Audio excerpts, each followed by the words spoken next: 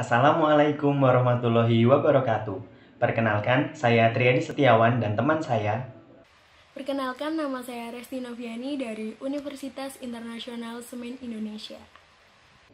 Dalam kesempatan kali ini, kami akan membahas masalah riset emiten PT Kimia Farma. Berikut merupakan sejarah PT Kimia Farma. PT Kimia Farma telah berkembang menjadi perusahaan dengan pelayanan kesehatan yang terintegrasi di Indonesia. Bidang usaha pelayanan kesehatan Kimia Farma didukung oleh kegiatan manufaktur farmasi serta laboratorium kesehatan. PT Kimia Farma memiliki fasilitas produksi yang tersebar di berbagai daerah di seluruh Indonesia. Kondisi Kimia Farma saat ini mengalami kenaikan penjualan. Hal ini disebabkan oleh adanya wabah COVID-19. Distribusi bidang logistik obat, alat kesehatan, dan layanan kesehatan untuk penanganan wabah dapat menjadi pendorong tercapainya target penjualan perseroan.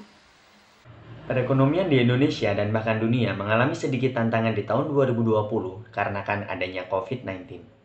IMF memperkirakan perekonomian Indonesia tumbuh minus 3%. Namun perekonomian di Indonesia diprediksi masih tumbuh positif, meski anjlok 4,5% dari tahun 2019. Selanjutnya adalah perbandingan kondisi perusahaan. Yang pertama adalah rasio likuiditas.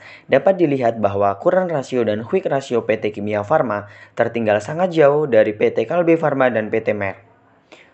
Kemudian rasio profitabilitas. Return on asset dan return on equity PT Kimia Farma tidak mencapai 1%.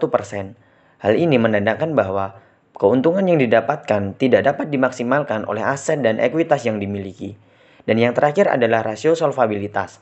Debt to asset ratio dan debt to equity rasio PT Kimia Farma sangat tinggi. Tahun 2019, aset dan ekuitas yang dimiliki meningkat sebesar 79%. Hal ini dikarenakan Kimia Farma telah mengakuisisi PT Papros.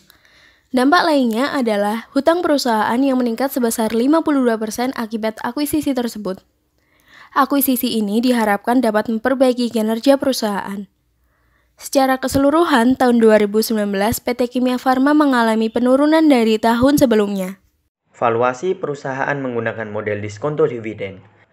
Berikut merupakan data dividen PT Kimia Farma dan tingkat suku bunga obligasi pada tahun 2015 hingga 2019.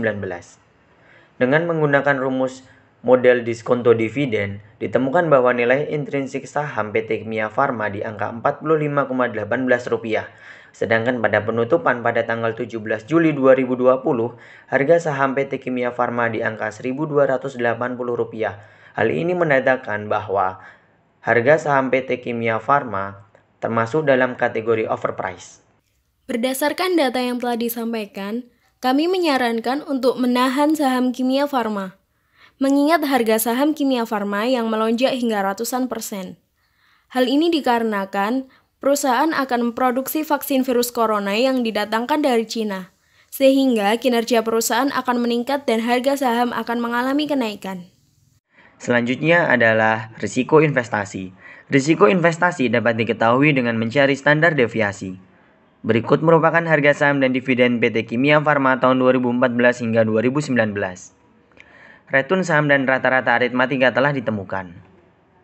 Standar deviasi menunjukkan angka 1,102, kemudian dikalikan dengan 100%, maka akan ditemukan 110,2%, yang artinya bahwa investasi di saham PT Kimia Farma memiliki risiko yang sangat tinggi mencapai 110,2%.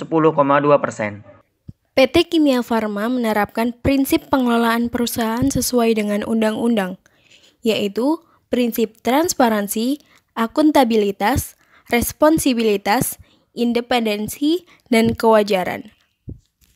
Kimia Farma merupakan perusahaan farmasi yang memiliki segudang prestasi. Tak heran jika pada tahun 2019 Kimia Farma berhasil mengakuisisi PT Papros. Selain untuk mempercepat pertumbuhan, tindakan ini dilakukan untuk memberikan pelayanan yang lebih baik dan penyebaran produk hingga ke berbagai daerah. Demikian penjelasan singkat mengenai riset emiten PT Kimia Farma dari kami. Ada kurang lebihnya kami memohon maaf yang sebesar-besarnya. Wassalamualaikum warahmatullahi wabarakatuh.